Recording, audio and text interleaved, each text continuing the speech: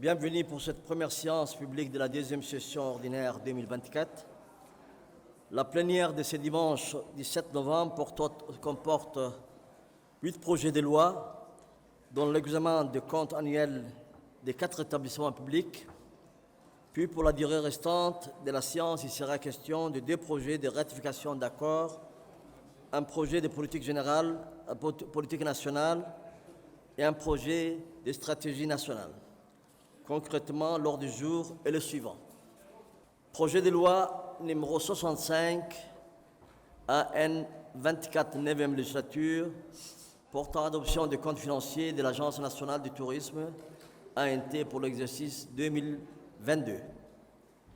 Projet de loi 122, AN 24, 9e législature, portant ratification de la Convention mondiale de la reconnaissance des qualifications relatives de l'enseignement supérieur. Troisième projet, portant adoption de la loi politique nationale de la jeunesse et de la culture. Quatrième projet, numéro 124 AN 24 9e législature, portant ratification de l'accord général sur le commerce AGC Djibouti-Éthiopie. Pour votre information, ce texte sera précédé par l'examen des comptes financiers du laboratoire central des bâtiments, point de l'ordre du jour numéro 6, en raison du déplacement du ministre des Transports qui doit voyager dans la journée.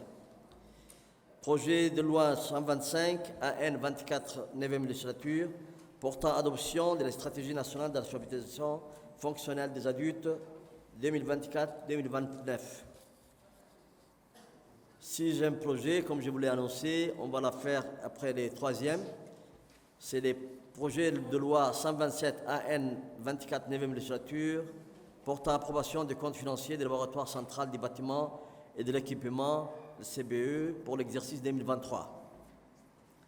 Septième projet de loi 131 AN 24 9e législature, portant approbation des comptes financiers de la Caisse militaire de retraite pour l'exercice 2023. Et enfin, projet de loi 132 AN 24 9e législature, portant approbation des comptes financiers de l'électricité de Djibouti 2022.